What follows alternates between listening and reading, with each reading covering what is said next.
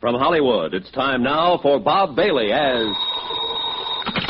Johnny Dollar. Dave Borger, Johnny, Marine and Maritime Casualty. Hiya, Dave. Awful. I'm in mourning, Johnny, for Molly Kay. Oh, sorry, Dave. You have my sympathy. Save it. This is money, not sentiment. We had her insured for a cool $500,000. You mean dames come that high these days? No, but a rusty old tub of a freighter does. What happened? She steamed out of San Francisco Bay, bound for Yokohama. 20 miles off the Golden Gate, she upended and departed this world forever. Real sudden, huh? Too sudden. I don't like sudden things. Why don't you fly out there, Johnny? Take a look at the remains. Sure, as long as you're willing to pay for it. You're hired, but be careful. Don't get yourself killed. While I'm on an expense account? Dave, you've got a lot to learn.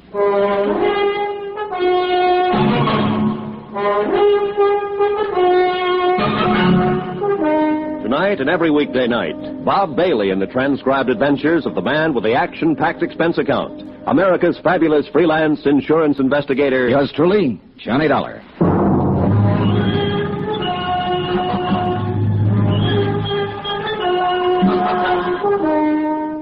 Expense account submitted by Special Investigator Johnny Dollar to the Home Office, Marine and Maritime Casualty Limited, Hartford, Connecticut. The following is an accounting of my expenditures during the investigation of the Molly Kay matter. Item 1, $164.50, plane fare and incidentals, Hartford to San Francisco.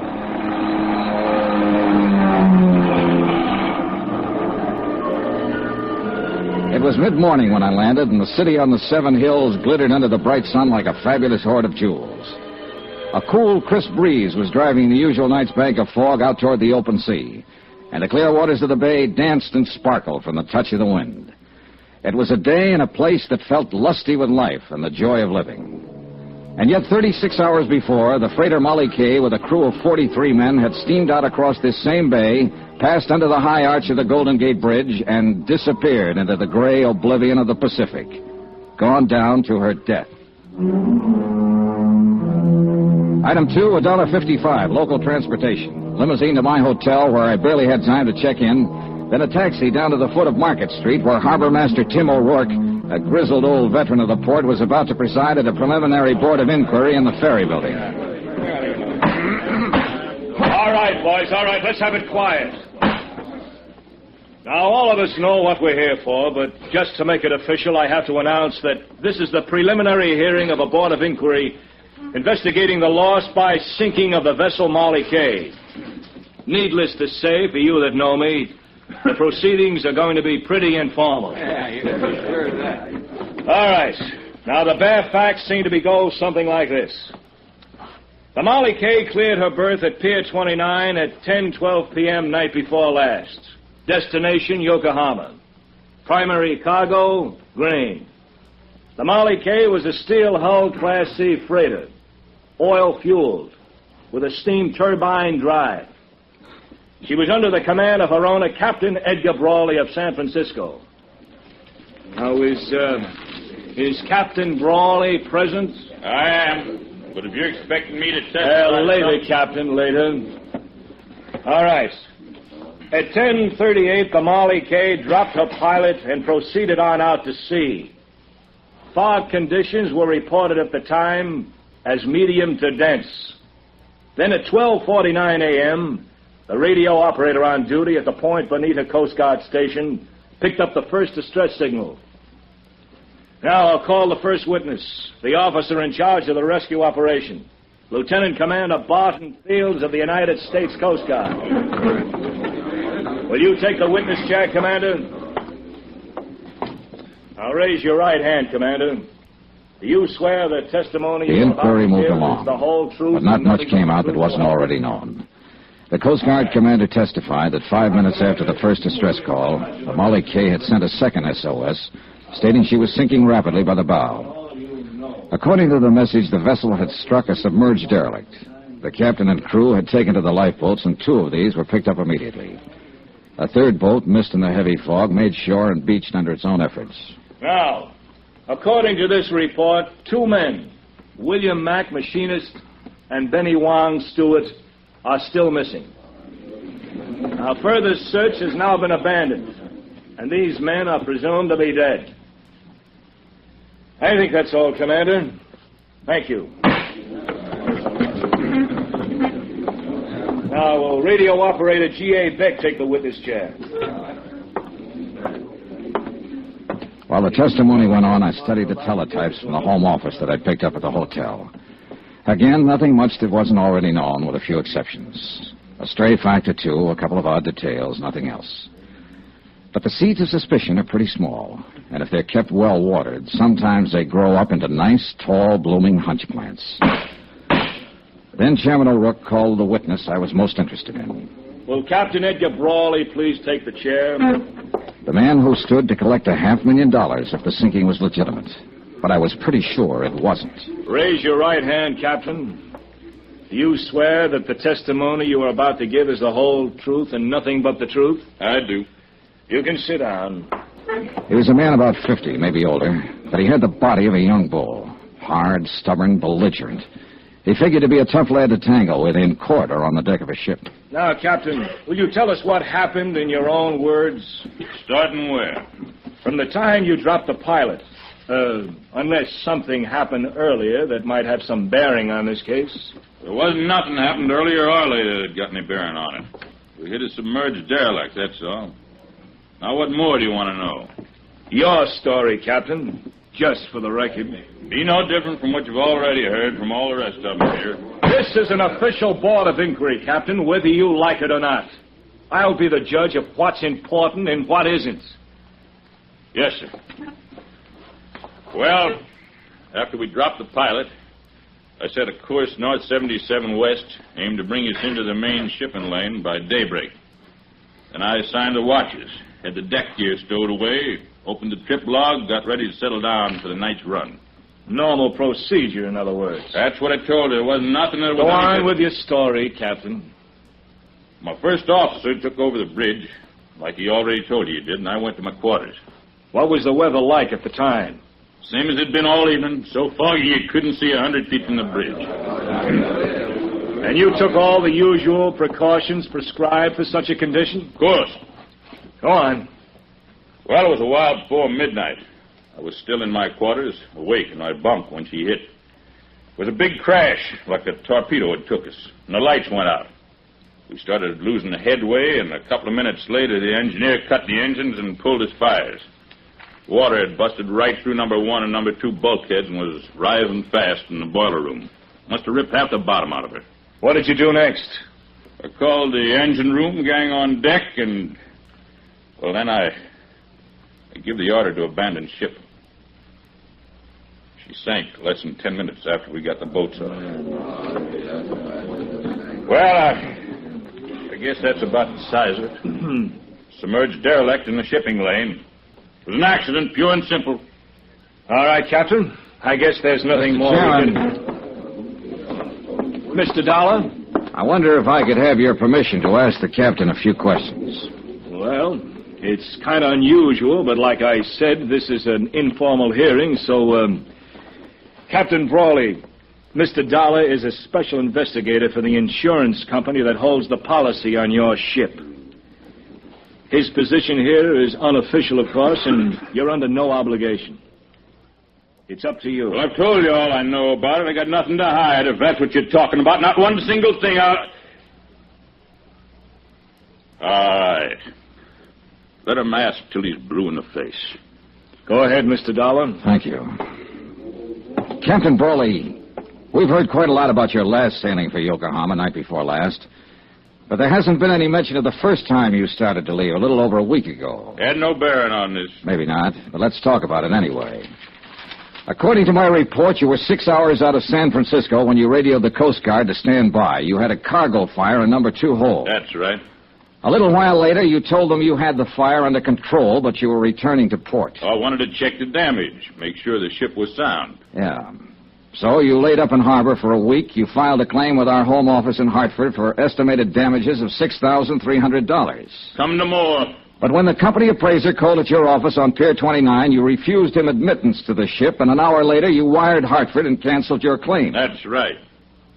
A $6,300 loss, fully covered by insurance, and you suddenly decided not to make any claim for it? I'd have lost more if I had claimed it. How do you figure that? Because I had found out that I'd have to lay up here for another 2 weeks while that sneaking company of yours checked the facts, as they called it. I had a cargo on board. I had a delivery date ahead of me. Couldn't afford to waste 2 weeks. What caused the fire? I don't know. Who found it and reported it?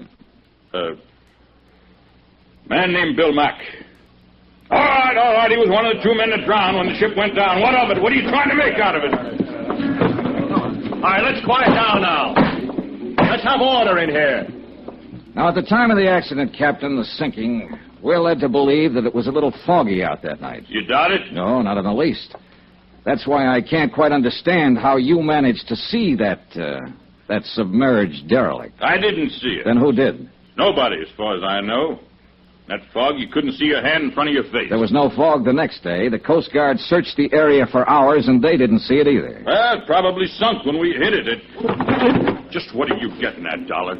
How do you know there was any submerged derelict, Captain? What do you mean? You said there was a big crash. All the crew members described the accident as a sudden hard shock.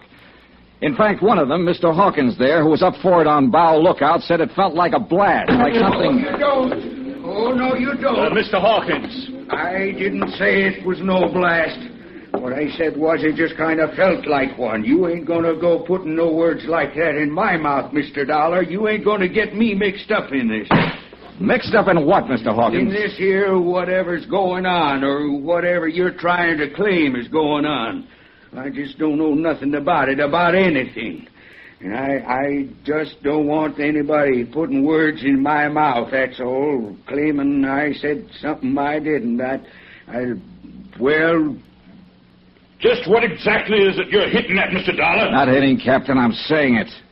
I don't think there was a derelict. I think the Molly K was sunk by an explosive charge placed in a hole. Are you accusing me of that? Not accusing anybody, not yet. All right, now let's settle down. I'd sink my own ship just to collect a few lousy bucks worth of insurance? I don't know who did it, Captain Brawley, but I'm going to find out. And whoever it was, they're in it up to their neck. 2 men died when the Molly K went down, so this thing's a whole lot worse than just a crooked insurance racket. It's a case of cold-blooded murder.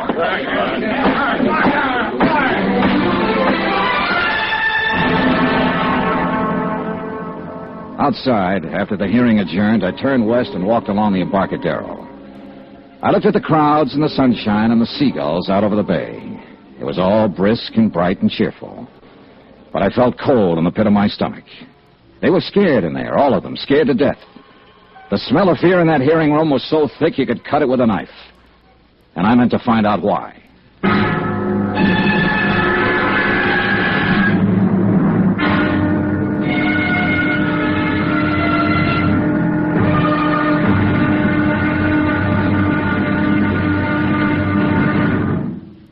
Now, here's our star, Bob Bailey, to tell you about tomorrow's episode of this story. Thanks. Tomorrow night, a strange girl and a strange threat. And a promise that's stranger than both. Join us, won't you? Yours truly, Johnny Dollar.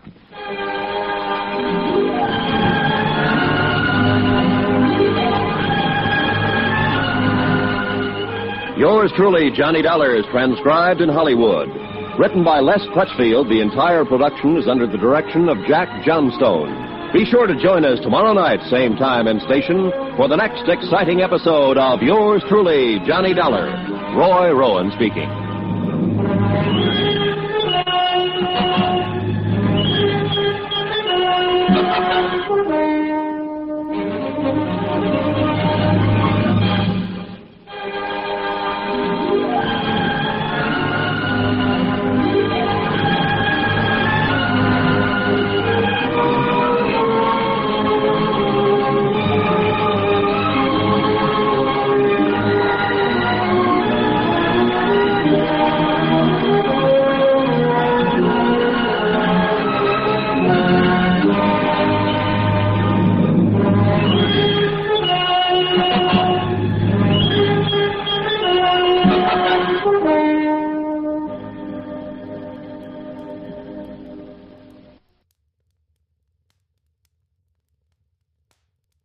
From Hollywood, it's time now for Bob Bailey as... Johnny Dollar. You don't know me, Mr. Dollar, but you're going to. Well, I can hardly wait. You won't have to wait. I want you to meet me tonight. Where? On the waterfront. 9:00. Yes? It's dark down there at 9. It might be dangerous. Are you scared? Strange women always scare me. Where on the waterfront? Pier 29. That's where the Molly Kay was birthed before she sank. Molly Kay was my mother. Meet me at 9? I don't know. Blind dates never work out for me. I'm always sorry afterwards. You won't be sorry this time. Is that a promise? That's a promise.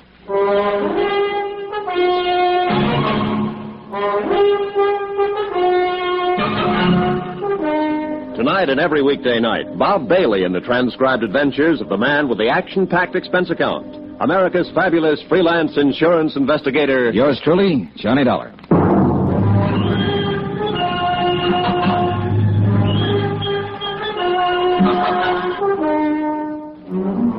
From Special Investigator Johnny Dollar, present location San Francisco, to the Home Office, Marine and Maritime Casualty Limited, Hartford, Connecticut. Assignment, the Molly Kay matter. Expense account continued. Item 3, $4.65. Food. I needed it. It had been a rough day, rough from the standpoint of legwork. I'd covered most of the usual sources and usual angles, and for all I learned, I might as well have stayed in bed. The freighter Molly Kay had sailed out of San Francisco Harbor and gone down in the Pacific, and nobody wanted to talk about it. They were all too busy shaking in their boots and looking over their shoulders, scared to death. I was even beginning to look over my shoulder. Item 4, 70 cents, taxi to the Embarcadero. Sure, I kept that blind date. I wouldn't have missed it for the world. Here, keep the change.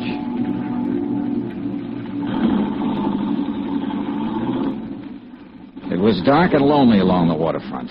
The fog was down, drifting in off the bay, dimming the scattered streetlights with a damp haze and muffling the sounds of the city.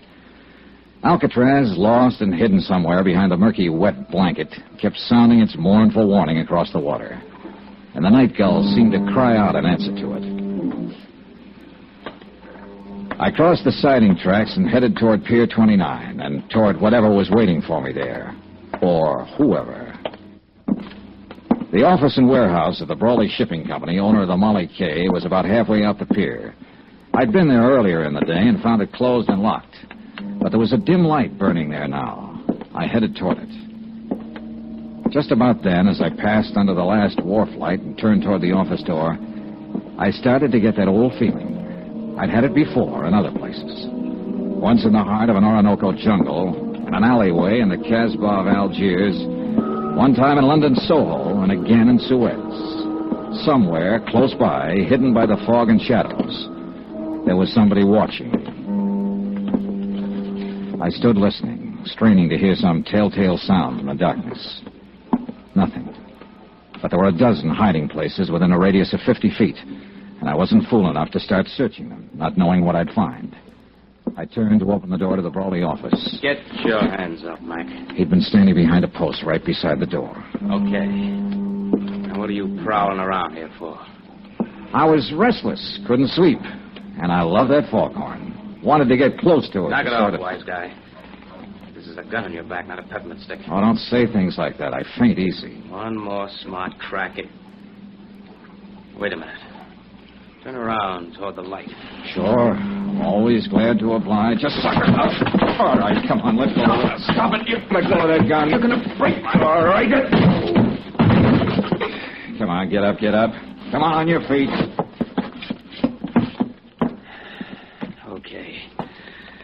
Okay, Dollar. So they're right about you. You are tough. Is that what they say? I've heard it around. And how come you jumped me? I didn't know it was you, not till you turned toward the light. Just saw somebody was prowling around the office here. Who's there? What's going on? It's all right, Ellen. Dean, what are you doing here? I could ask you the same thing. Why, I just came down to do some work on the books and... Oh. This is that insurance investigator, Johnny Dollar. Yes, I know. What do you mean you know? I asked Mr. Dollar to meet me here tonight. Why? What are you up to? Nothing. I wanted to talk to him, that's all. Down here alone, huh? At this time of night? Dean, suppose we talk about it tomorrow. Okay. That's the way you feel. Not a matter of how... We'll discuss it tomorrow. All right. Oh, the gun, Dollar. Do I get it back? Oh, sure. Here you are. Don't let anybody take it away from you now. Don't worry. They won't. I'll see you tomorrow, Dean. Yeah. Yeah, sure. Come in, Mr. Dollar. I followed her into a suite of offices that were a lot plusher on the inside than they were on the outs. Mahogany paneling, leather chairs, rugs, sofa, an open fire burning. Small, but cozy, like the girl herself. So we talked. The weather, the fog, the weather yesterday, how we like San Francisco, sparring-type talk. Then finally came the tip-off that we were going to get down to business. Would you like a drink, Mr. Dollar? I poured scotch for both of us, and the clink of ice served as opening bell for the first round. Mr. Dollar sounds so oddly formal. Do you mind if I call you Johnny? Johnny it is. And you? Ellen Brawley. I guess I am a little slow in introducing myself. But it upset me. Dean being out there, I mean. And acting the way he did. You're Captain Brawley's daughter. Yes. As I told you on the phone, Molly Kay was my mother's name. Father thought the world of her. It broke his heart when she died. Later, he named his ship after her. And now the ship is gone, too. Yes. Ellen, what about this man you call Dean? How does he figure in this? Dean Sutton, he's an exporter. I've known him for some time. He's not usually the way he was tonight. Jealousy always makes a difference. Jealousy? Sure, it's stuck out all over him. He just does business with my father. It was his cargo that sank with the Molly Kay. Grain, bound for Japan. Oh, I see. I've gone out with him quite a lot, but he takes far too much for granted. I'm a free agent, Johnny. I call my own shots. Yeah, I guess you do. So tonight you call me. I've heard about the hearing. How you questioned my father. Accused him of sinking his own ship to collect the insurance. I didn't accuse him. It amounted to that, didn't it? I said I was sure somebody had done it. He put the shoe on his own foot before I even had it out of the box. What makes you so sure? Oh, a lot of little things that don't add up. What little things don't add up, Johnny? Oh, this and that. Did you know your father put a heavy mortgage on the Molly Kay 7 months ago? How did you find out? Bureau of Records, Maritime Division. Know when the mortgage comes due? Next month. He had to install new boilers. That's why he did it. And he'd have been able to pay it off after this last voyage. He'd also be able to pay it off after he collected the insurance and have a lot left over. You're wrong. You don't know my father. No, I don't. Do you know who holds that mortgage? A woman named Lu Tang. That's right. Better known as Shanghai Lu. She owns a nightclub up in Chinatown. Quite a girl. You know her? Very well. All right, Ellen, let's quit circling around and get to the point. What's on your mind? I don't know. Nothing, really, I guess. I just wanted to tell you that you're wrong. About my father, I mean. If the Molly Kay was sunk deliberately, he had no part in it. I'll make a note of that, even though your opinion may be a little bit prejudiced. Well... Are you leaving? Might be a good idea, don't you think? Wait. Johnny. Yeah? I was sort of hoping we'd be friends, maybe. Oh, I feel very friendly toward you. Do you, Johnny? As much as this. That much, Johnny? That's pretty friendly. I told you. I call my own shot. I know. But you didn't tell me you're engaged to Dean Sutton. I found that out from a newspaper It file. was all a mistake. It was his idea. I thought you always called your own shots. Don't go, Johnny. I promised you on the phone that if you came, you wouldn't be sorry. I'm not. Good night, Ellen. Outside on the pier, the fog was thicker than ever. The wharf lights were dim glows in the swirl of mist, and sounds, even close ones, were muffled and hollow. I couldn't figure Ellen Brawley, at least not completely, where she stood in this and the reason for the pitch she'd made. I left the pier and turned west along the Embarcadero. Mr. Dollar? Huh? Over here. Get out of the light. Evening, sir. You're out late, Mr. Hawkins. Well, I was waiting around. I kind of wanted to talk to you. I saw you come in the taxi cab earlier. All right, let's talk. I hope you don't hold it against me, jumping up in the hearing room that way, but I was scared. Scared of what, Mr. Hawkins? I don't rightly know. That's the trouble. But there's something strange going on, Mr. Dollar. And it ain't safe for a man to let on he notices. The whole crew feels the same way. That's why they ain't talking about it. About what? Things that happened. Things that ain't been brought out yet. And I wouldn't be talking neither if Bill Mack hadn't been a mighty good friend of mine. Bill Mack. He was one of the 2 men who went down with the ship. That he did. May he rest in peace. But you're wrong, Mr. Dollar. There wasn't 2 men. Bill was the only one. What? That Chinese steward, Benny Wong, he didn't drown. He was in that lifeboat that got to shore. Then the men in the boat knew it. Why didn't they say so? They were scared to. He disappeared later, and they was all scared to say anything. I don't know what's happened to him.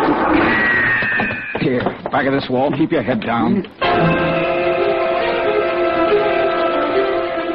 I crouched behind the concrete tide wall, my gun drawn, and peered into the darkness, trying to catch some sign of movement behind a blanket of fog, listening for some faint sound that might be the giveaway. Nothing. And to go hunting in those shadows against somebody who knew the waterfront would be about as healthy as stepping out in front of a truck. I gotta get out of here, Mr. Dollar. I gotta get away from here. Hawkins, wait. I ain't doing any more talking. And it won't do you no good to ask. They know every move a man makes. I got nothing more to say. All I want is to stay alive. So that was that. Fear again. He was scared to death. And I couldn't very well blame him. That shot had come close. But there was one thing Hawkins hadn't thought of. I had. And I didn't like the thought. That bullet might not have been meant for him. It could have been aimed at me.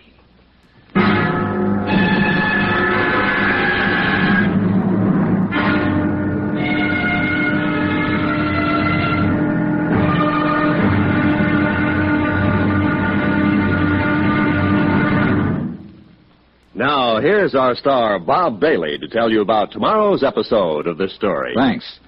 Tomorrow night we find out that a dead man can tell a tale. It all depends on how he died. Join us, won't you? Yours truly, Johnny Dollar.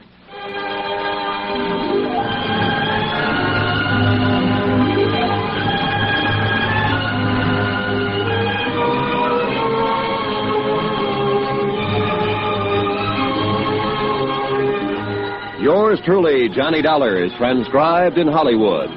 Written by Les Crutchfield, the entire production is under the direction of Jack Johnstone.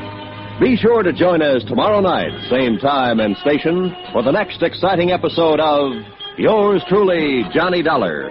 Roy Rowan speaking.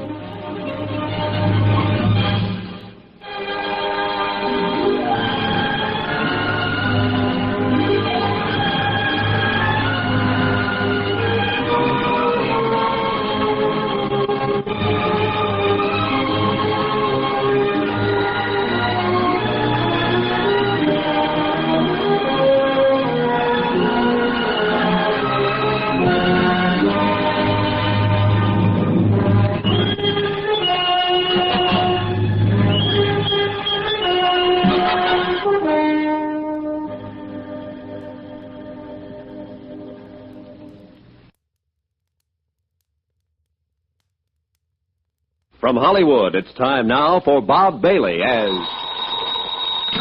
Johnny Dollar. Guess who, Johnny? Lou Tang. When they told me you had called, my heart jumped and beat faster. It has been a long time. Too long. Hey, look, I want to see you, Lou. Where are you? They only gave me a phone number. It's a waterfront bar, foot of Drum Street. Sailors hang out. Then I'll call a taxi. No, wait there. I've got a drunk on my hands. Well, get rid of him.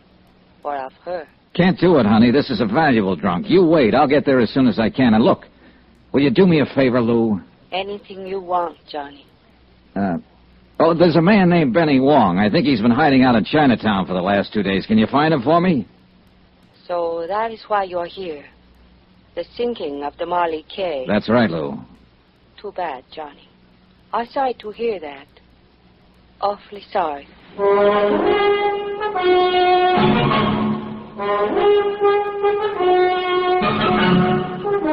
Tonight and every weekday night, Bob Bailey in the transcribed adventures of the man with the action-packed expense account. America's fabulous freelance insurance investigator. Yours truly, Johnny Dollar.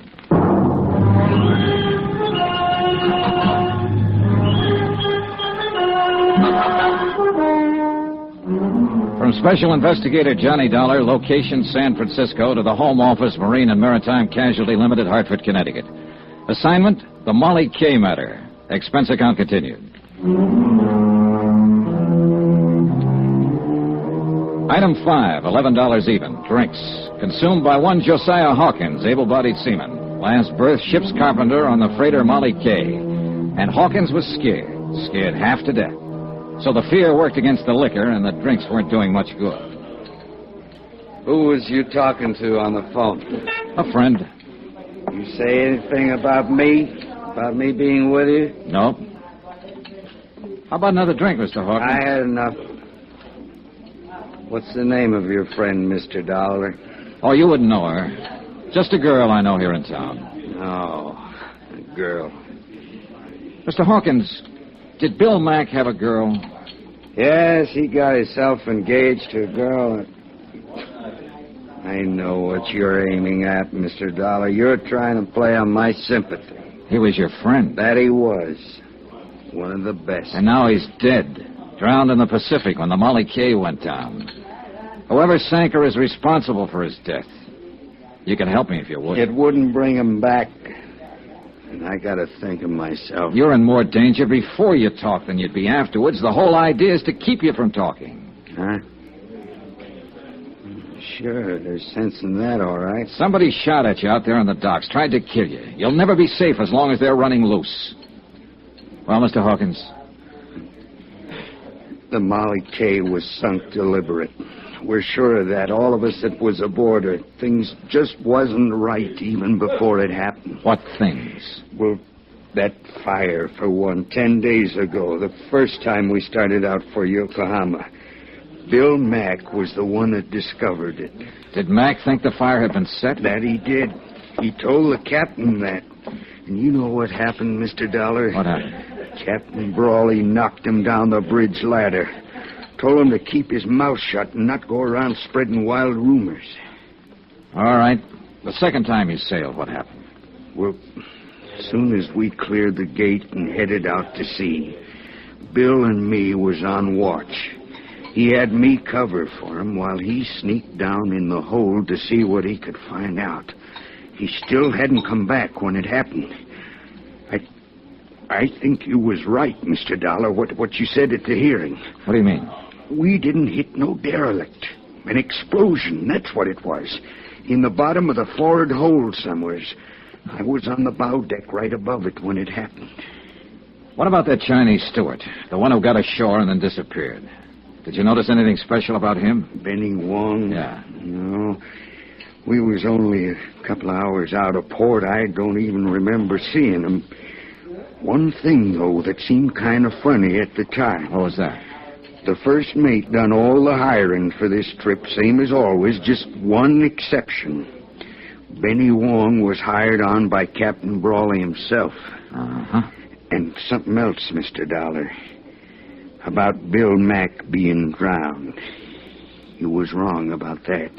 Bill Mack is alive? No, he was dead before the Molly K ever sunk. What? I went looking for him as soon as it happened. And I found him down on the lower boat deck, lying in a pool of blood. Somebody cut his throat. I'll have another drink now. I sat there looking at him across the table, not saying anything. There was nothing I could say. Bill Mack had been his friend. I thought over what he just told me, tried to fit it in with what I already knew. It didn't add up to an answer yet, not quite, but it was close, and it was getting closer all the time. Mr. Dollar, it's him. Huh? Captain Brawley over there. He just come in. Yeah, he's seen us, too. He's coming over this way. I got to get out of here. Sit down, Mr. Hawkins. He won't start anything. You don't know him. You don't know how he is when he gets mad. No, but it looks like I'm going to find out. Well, Hawkins, seems like you're not very particular about the company you keep. Neither am I, Captain. Pull up a chair. What are you up to, Dollar? Offering him a bribe to testify against me? Don't need to. There's enough against you already. Yeah, there will be, more than likely, when you and them smart company lawyers get through. You insurance people are all alike. You're right there to collect when it's due you, but you squirm when it comes to paying off. Well, now, that depends on the circumstances, Captain, and in this case, well, I wouldn't go spending that money yet if I were you. That's what you've been telling them, huh? When I've got anything to tell, I'll tell it to the courts. Yeah, along with anybody else you can turn against me. Like my own daughter, for instance. She even sneaked around and tried to turn her against me. Not that took much doing. And Dean Sutton, owner of the cargo. But there's a limit to what a man will take, Dollar. And I took enough already. Now, you better quit pushing me. I'm warning you. Are you? Well, take your warning and stick it where it'll do the most good. You've been trying to block every attempt I've made to get to the bottom of this thing. You've dragged your feet every step of the way deliberately. Dollar, nobody talks to me like that. Then it's time somebody did. I think you're in this thing right up to your big fat neck. And if you are, I'm going to pin it on you. Not just for swindling. If you were behind the sinking of the Molly K, I'm going to see to it that you stand trial for murder, too. I warned you once. Look out, Mr. Dollar. Oh, no. All right, Captain. Learn it the hard way. Watch out, he's grabbing the bottle. Come and get it, Dollar! Sorry, the party's over right now.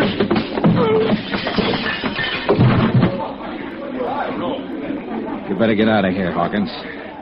He's not going to feel very friendly when he comes to. You're the only man I ever seen stand up to him, Mr. Dollar. There was one other one. Bill Mack. I left Captain Brawley lying there on the floor. They were throwing water on him when I walked out. I hadn't wanted the fight, but there'd been no choice. And it had given me one new fact to fit in. The captain's coat fell open when he hit the floor. And I saw he was packing a gun. Expense account, item 6, 80 cents. A taxi fare to Chinatown and a rendezvous with Lou Tang. Shanghai Lou. A strange woman, this one. Wise, shrewd, and alert. Hard and tough when she feels that way. Soft as a kitten when she feels that way. Her nationality, history, age, nothing certain about any of that. But there's one thing that is certain. She's the most beautiful woman I've ever known. It is good to see you, Johnny. How long has it been? Last year, Lou, in Paris. How could you forget? I didn't forget. I only wanted to see if you had. Kiss me, Johnny. Oh, well, I came here to talk business. Oh, business. I don't feel like talking business. Simmer down, baby. Let's get married. All right. But first, When? let's tomorrow. Now, if Why you... not tonight? It's too late. We'd have to wake somebody up. Always problems, reasons. I don't think you even want to marry me. Sure I do. I've been mad, too, for years. Then why didn't you in Paris? Lou, it's no time to go into that again. Look, I'm on a case, a rough one. And it's just possible that you may be mixed up in it. Johnny, I did not sing the Molly case, so there you are. That takes care of the business. Let's get married. Will you sit back down there? That does not take care of the business. What more do you want to know? Several things. Benny Wong, for instance. That man you asked me about? Yeah, they said he went down with the Molly K, but I found out different from one of the crew. I have not found Benny yet, but I have people looking, so why don't you and I... Lou, I've known you too long. You're not fooling me. Fooling you? The patter is good, but it's not covering the fact that you're bothered. You've always bothered me, Johnny. That's not it. How do you figure in this thing, Lou? I don't really know what you mean by this thing, Johnny. You had a pretty heavy stake in the Molly K. A $100,000 mortgage loaned to Captain Brawley. A sound business deal, that's all. I have investments in many ships that sail out of San Francisco. Ah, and of course the investment was covered by insurance. Naturally. I made sure of that before I advanced the loan. Don't let the soft brown eyes fool you, Johnny. I'm a hard-headed businesswoman. Yeah, I know. It was a business deal, nothing else. Showed every chance of being a profitable voyage. He was carrying a cargo of wheat. The Tokyo grain market has been advancing steadily for 3 months. As to what happened, I don't know anything about it. I don't understand it. That's straight, Johnny. That's all I know. What about this fellow, Dean Sutton? Do you know him, Lou? I've met him. I understand he's engaged to Captain Brawley's daughter. But beyond that... Pardon me a moment. I'll see who it is. The visitor was a young Chinese lad. She stepped outside to talk to him, and I lit a cigarette and waited for her. I thought over what she'd said, tried to see behind it, and to decide whether to believe it or not. Lu Tang was not a person you could push. I stood up when she came back into the room. You're not leaving, Johnny. Yeah, I think I'd better. But you'll see me tomorrow? You know I will. What if I were mixed up in this? Would you send me to jail? You know the answer. Yes. And you're the only man I know who would. I'd be gentle about it, though. I think you really would. You're sweet, Johnny. Awfully sweet. I'm a doll. I've made up my mind to take no part in this, to stay completely out of it. But I'm going to tell you something. What do you mean? That man who just came to the door, I've had him out looking for Benny Wong. Has he found him? Not yet. But he's found out something about him. Johnny, if the Molly K was sunk on purpose, how do you think it was done? By an explosion in the bottom of the fort hold. Benny Wong was a demolition sergeant during World War II. He's rather well known as an expert on explosives.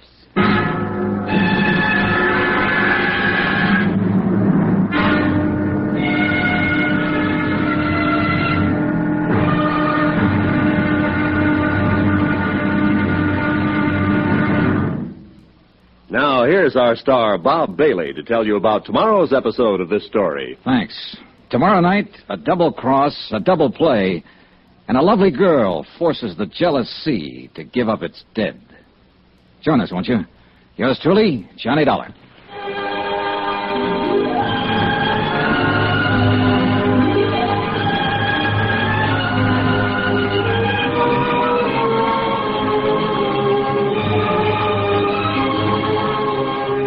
Yours truly, Johnny Dollar, is transcribed in Hollywood.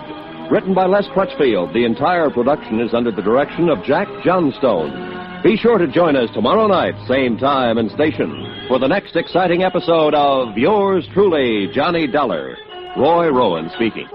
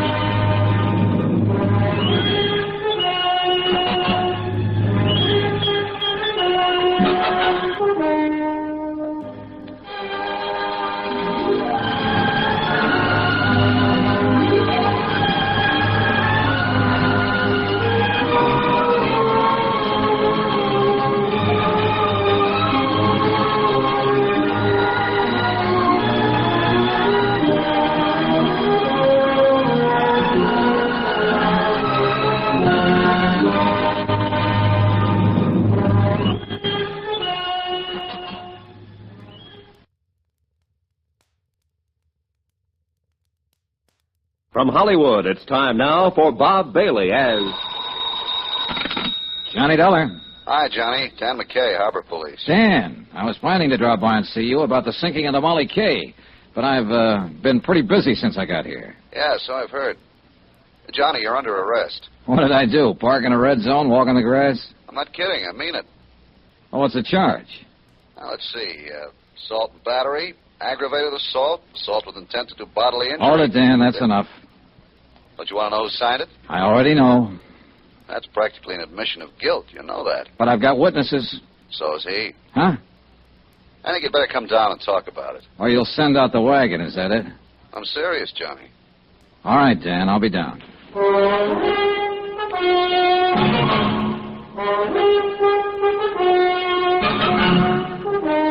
Tonight and every weekday night, Bob Bailey in the transcribed adventures of the man with the action-packed expense account, America's fabulous freelance insurance investigator. Yours truly, Johnny Dollar.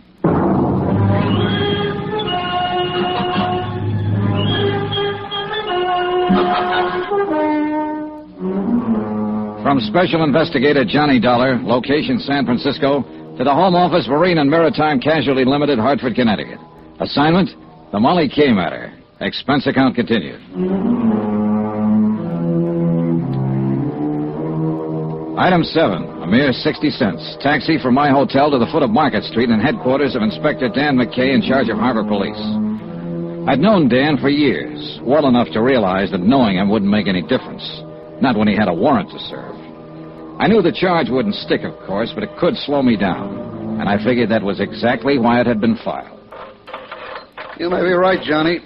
Maybe Captain Brawley did file charges just for nuisance value. Keep you out of his way for a day or two. That's exactly what he did.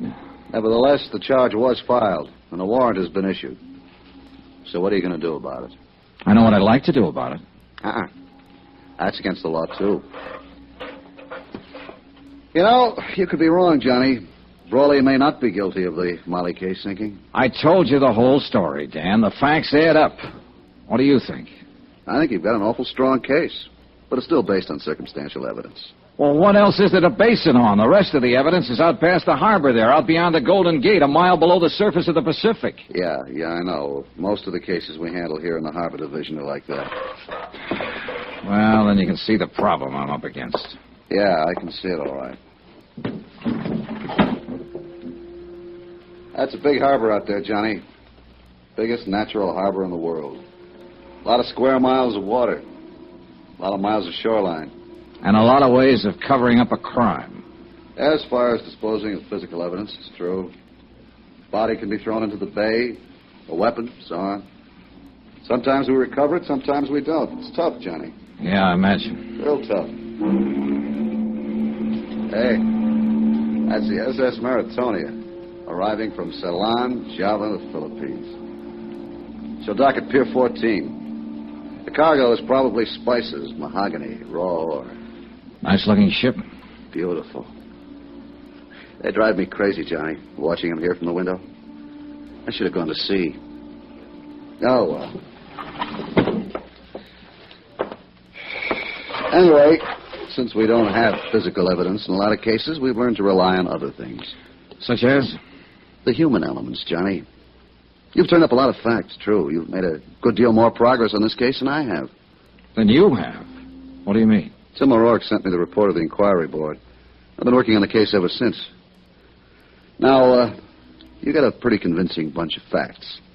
But I know Captain Brawley.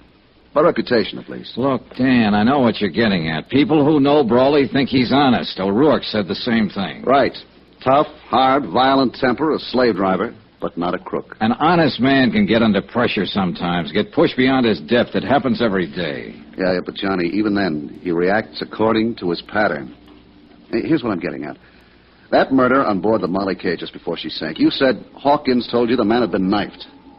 Now, I can see Brawley slugging somebody with fist, club, or bottle, or even shooting a man. But not a knife. It's not in his nature. That's what I mean by human elements. And you're right, Dan. I agree with you. I don't think it was Brawley who killed him. Here's the way I see it. Brawley was pressed for cash. The mortgage on his ship was due in 30 days. He was carrying that grain for Dean Sutton on a contingency basis. He might not make any money, or at least not enough. He was probably doing it as a favor to his daughter. She and Dean Sutton are engaged. Yeah, I know, So the first time out, he tried setting that fire on board. It didn't work.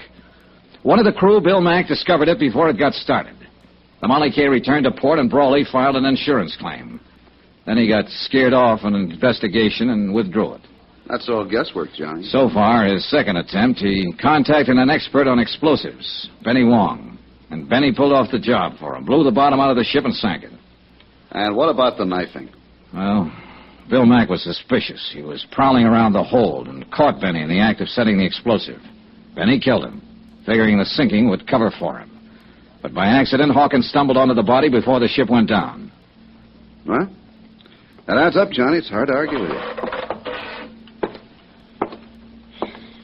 I just can't see a captain sinking his own ship. It's been done before. Yeah, I know. Not everybody feels about them the way you do, Dan. And $500,000 is a lot of money. That's true. The 25 years of command means a lot, too. Deep sense of responsibility. Integrity. Oh, pardon me. Inspector McKay. Oh, yeah. Just a moment. It's for you, Johnny. It was Lu Tang, Shanghai Lu. She'd called the hotel and found out where to reach me. For once, she didn't try to play games. She spoke briefly and straight to the point. And she told me what I wanted to know the most. When I hung up, I knew I was on the last lap. I had the case right in my hand. Well, what's up, Johnny? What is it? Dan, how would you like to come along and talk to the man who blew up the Molly K?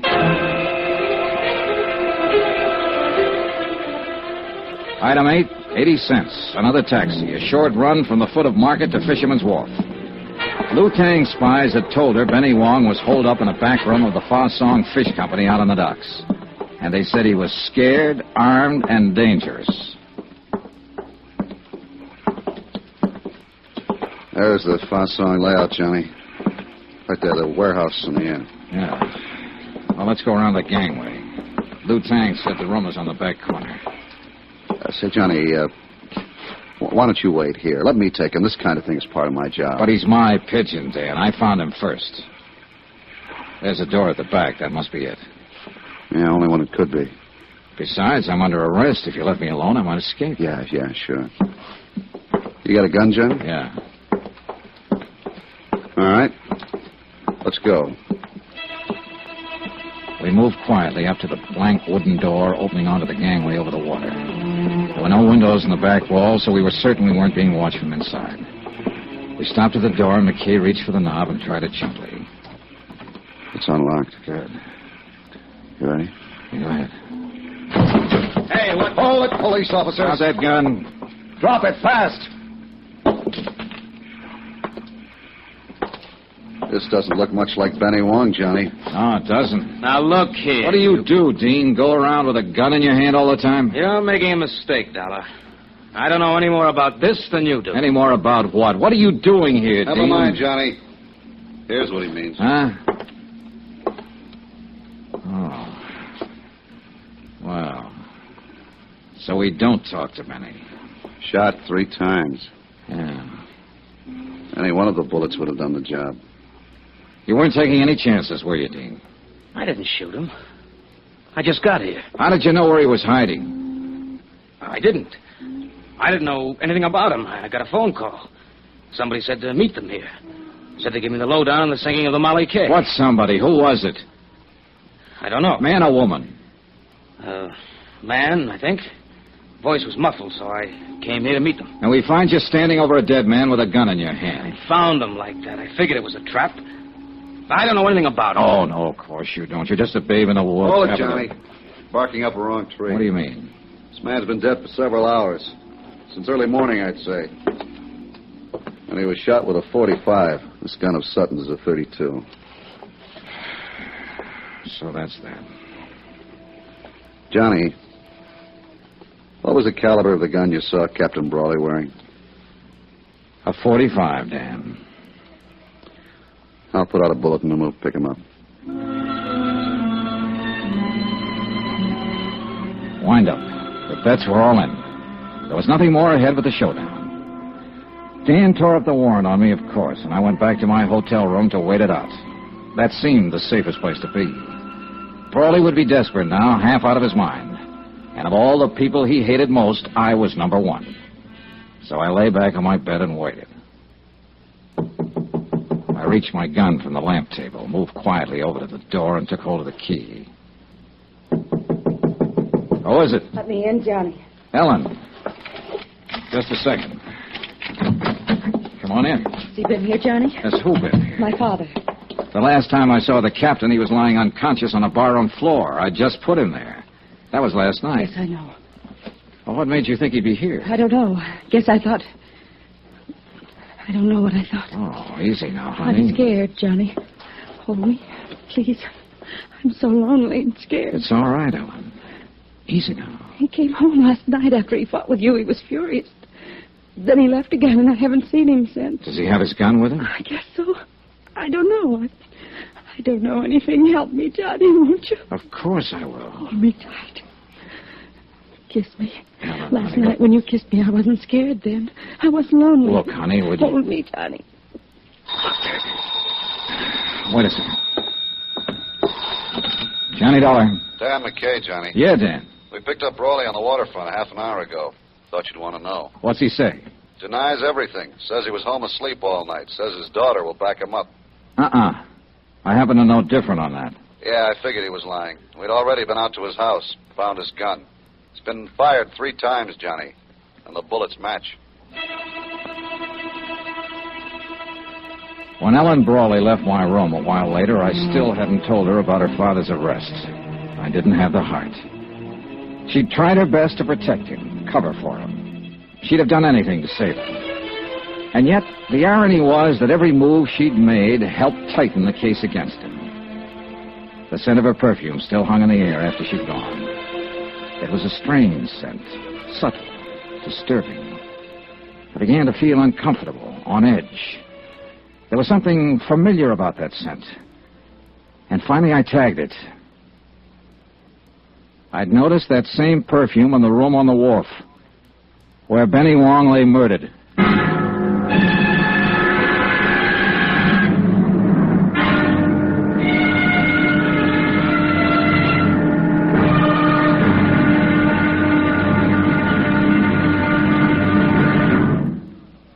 Now, here's our star, Bob Bailey, to tell you about tomorrow's episode of this story. Thanks.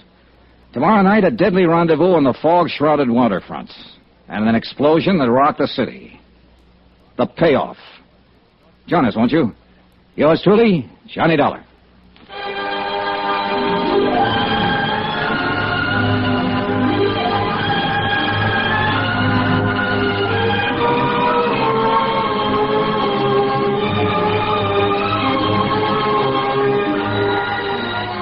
Yours truly, Johnny Dollar, is transcribed in Hollywood. Written by Les Crutchfield, the entire production is under the direction of Jack Johnstone. Be sure to join us tomorrow night, same time and station, for the next exciting episode of Yours truly, Johnny Dollar. Roy Rowan speaking.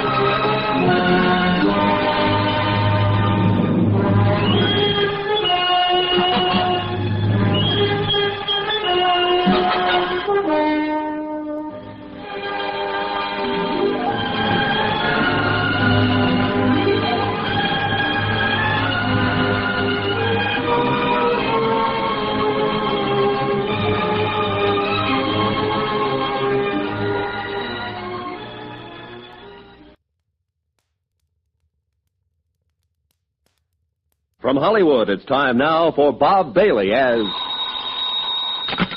Johnny Dollar. Johnny, I've got it for you. Lou Tang. Good. What did you find out? That prices on the Tokyo grain market did break suddenly, about 3 weeks ago. 3 weeks. Uh-huh. Reason, oversupply. The price has been holding since, at about 60% of the peak. A 40% drop, big enough to cause the damage. What damage? The sinking of the Molly K, a double cross, a frame-up, murder. It's as clear as crystal, Lou. Come see me later tonight. Tell me all about it. All right. Or at any rate, come on, tell me about something. About a certain night in Paris, maybe? I think I'd like that very much, Johnny. Wait for me, Lou. I'll be there later. You can count on it.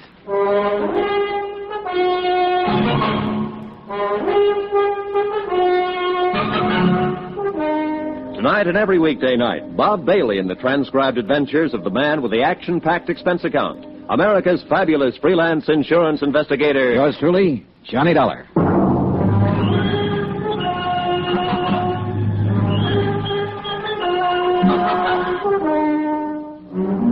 From Special Investigator Johnny Dollar, location San Francisco, to the Home Office, Marine and Maritime Casualty Limited, Hartford, Connecticut.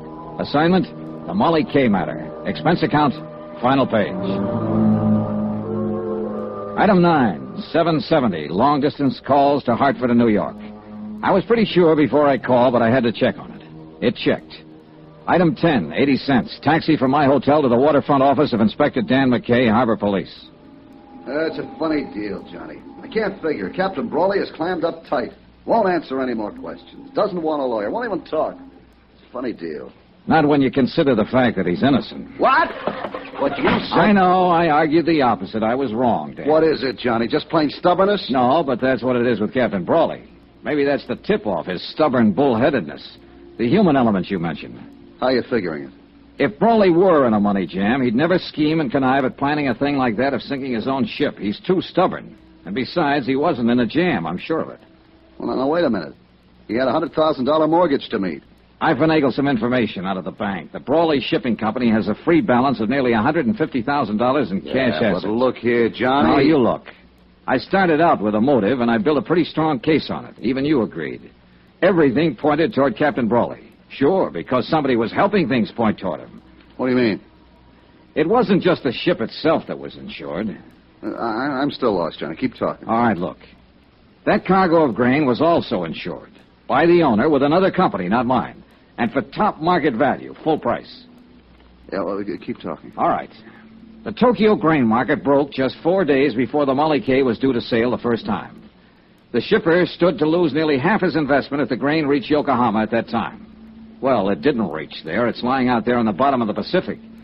Net result, instead of taking a loss because of price, the shipper gets full price from the insurance company. It adds up, Dan. Yeah, it sure does. The shipper. I think Captain Brawley suspected him, too. That's what kept the old captain on the prod. His ship gone, under suspicion for the sinking, yet not wanting to hurt his daughter. He was caught right in the middle. But keep on holding him to make it look like we still think he's the guilty party. Well, it's that girl of his I feel sorry for, Ellen. She's the one caught in the middle. Yeah, I know. And it's going to be rough on her when she finds out. Engaged to a killer who's been using her to smash her own father. Great setup. Yeah. Well, I'll get a bulletin out. We'll pick up this Dean Sutton and bring him in. Yeah, but you know something? It'll be awful hard to pin it on him. Need evidence, something definite. Look, why don't you let me have a go at him first? Oh, it's out of the question, Johnny. Of course, if you should happen to find him before we do, well, yeah, I might just do that, Dan. In fact, I've kind of got a hunch I will. It was a hunch, but it might be a good one.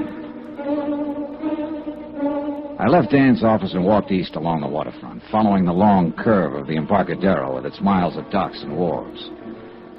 The night had settled down over the bay and the city, and with it a dark, damp blanket of fog, even heavier than the night before. And because of that and other reasons, I felt cold and lonesome and alone.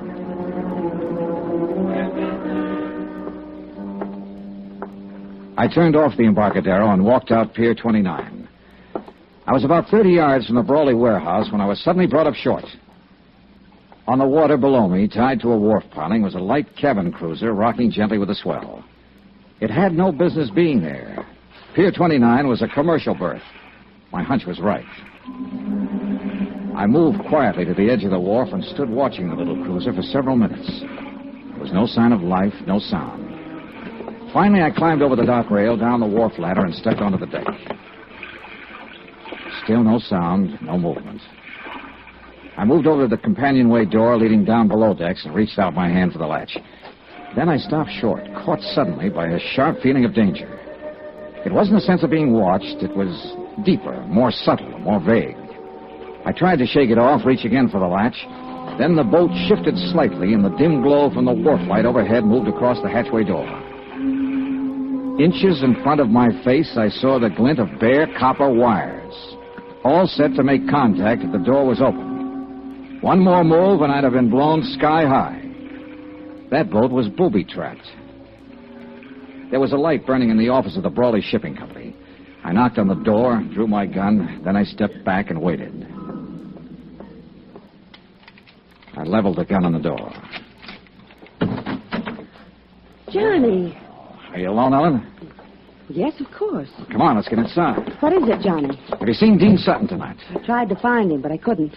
My father's been arrested, charged with murder. Yeah, I know, honey. I came here to go over the company records to see if I could find something that might help him, anything. Ellen, Johnny, look.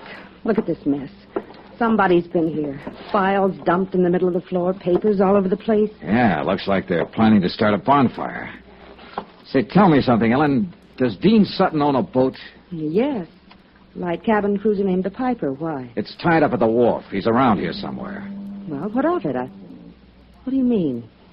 Your father didn't sink the Molly K. Dean Sutton did it.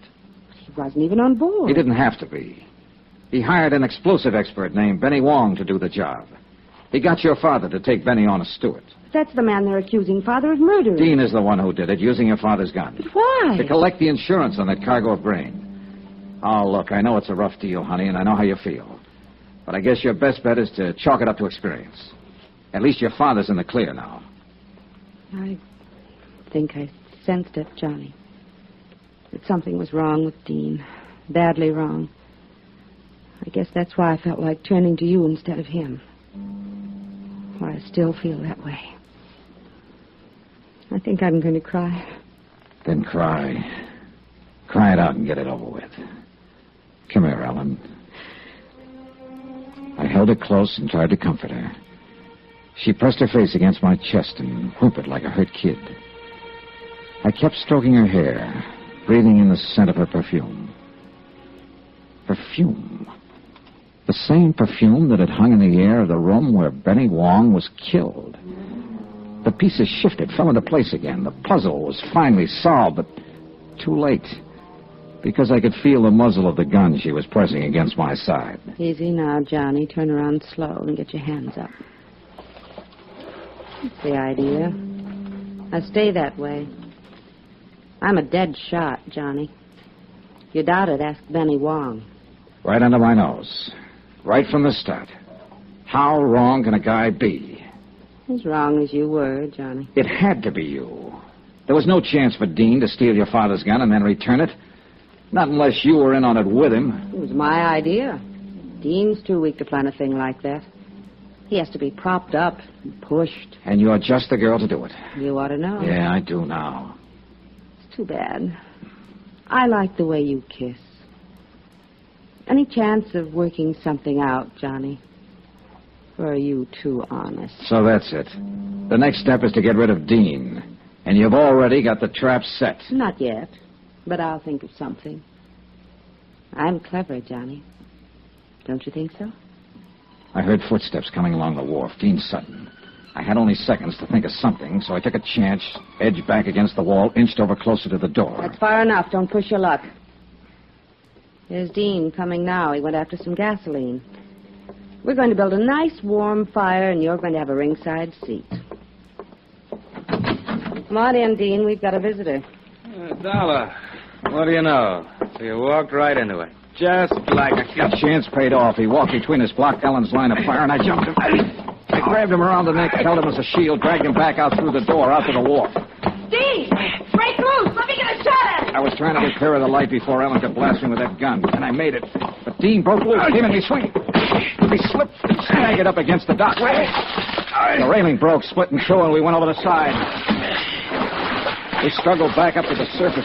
Dean's hands were clenched on my throat, and I couldn't break his grip. Ellen started firing for the wharf above us, not knowing who she'd hit and not killing. I took a deep breath and dragged Dean under the surface. But his hands were still on my throat, and I couldn't break loose. My lungs were bursting. My strength was going fast. I brought up my knee. He fell away from me. I was free to fight my way back up to the surface. I swam around in circles, getting my breath, watching for Dean, but he didn't come up. He didn't come up for 2 days.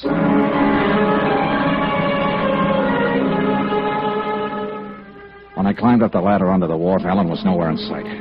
I heard somebody running toward me, saw the flashing red light back at the land end of the pier, and I knew why she'd left. Dan McKay and his boys. Johnny! Johnny! Yeah, over here, Dan. Are you all right, Johnny? Yeah, I'm all right. Do you see Ellen Brawley? Well, some girl ran up the wharf there toward that cruiser. That boat's got a booby trap on it. Come on, Dan. All right.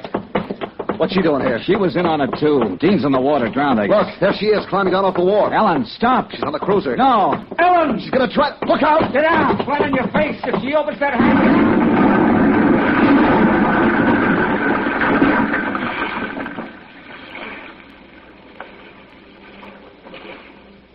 Blown to bits. Booby trap. They had it rigged for me, and she... No. She didn't know about it. That wasn't meant for me. They were both pulling a double cross. Dean set that trap for her. End of expense account, except hotel and plane fare back home. Total $547.60. Well, it looks like the company pays off on this one, Dave. The ship owner was innocent. But you'll make it back. I really feel sorry for Captain Brawley. He commanded his own quarterdeck for 25 years. Strong and proud and unafraid. He had a wife once named Molly Kay, and a ship named Molly Kay. And he had a daughter, too. And now the sea has taken all of them away from him and left him cast up on the beach, a broken old man. Bitter, beaten, alone. Yours truly, Johnny Dollar.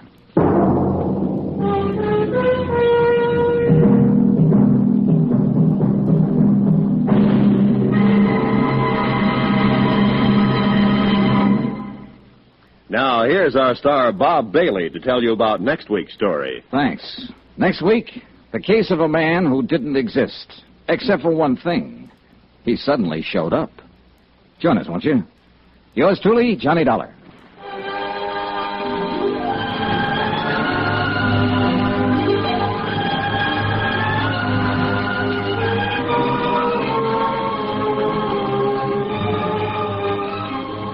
Yours truly, Johnny Dollar, is transcribed in Hollywood. Written by Les Crutchfield, the entire production is under the direction of Jack Johnstone. Heard in this week's cast were Virginia Gregg, Peter Leeds, Barney Phillips, Victor Perrin, James McCallion, and Hy Averback.